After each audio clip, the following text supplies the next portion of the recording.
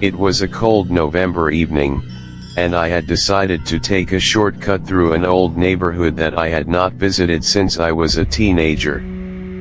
The streets were nearly deserted, and the dim glow of flickering street lamps cast long shadows across cracked sidewalks.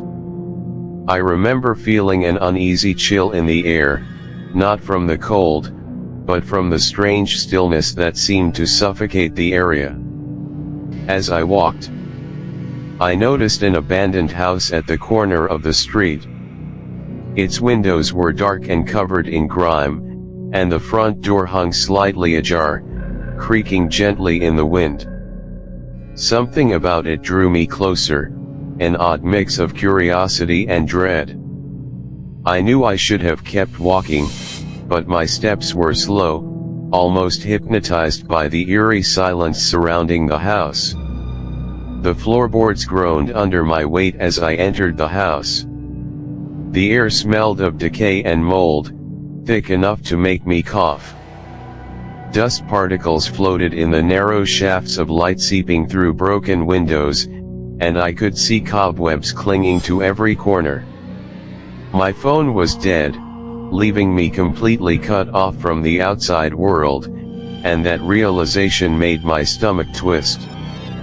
I started exploring room by room, each space more dilapidated than the last. The walls were covered with peeling wallpaper, stained with dark patches that looked almost like old blood. I found a staircase leading to the second floor, and hesitated. My instinct screamed to leave, but some force, curiosity, perhaps, pushed me upwards. On the landing, I noticed a faint scratching sound coming from a room at the end of the corridor. It was slow, deliberate, almost like nails dragging across wood. I froze, trying to convince myself it was just the wind or some rodent. But then I heard it again, louder this time, followed by a whisper of my name. "I'm alone," I whispered to myself, though the sound felt weak in the vast silence.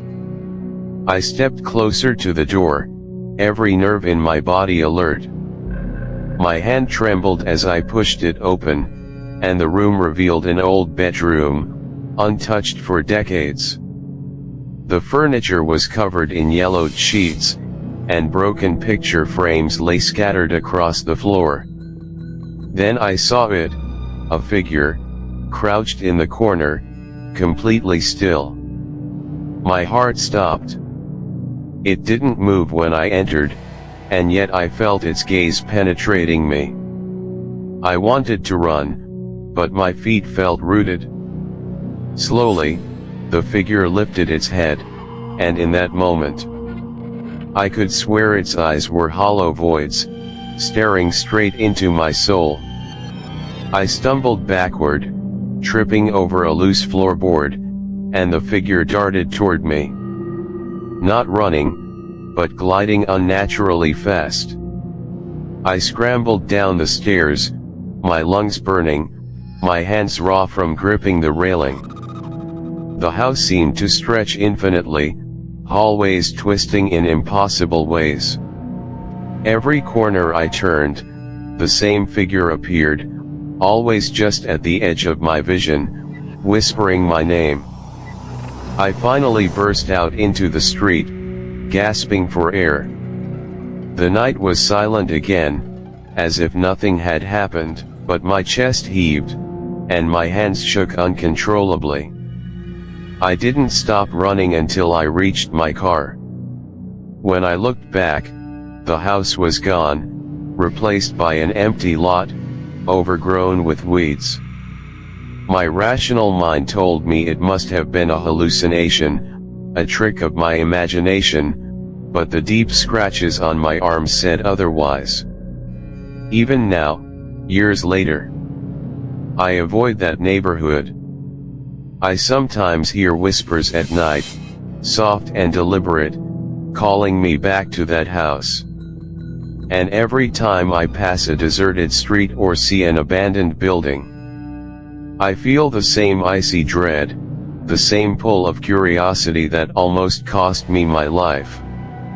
I learned something that night: some places are meant to be left alone, some secrets are better left undiscovered.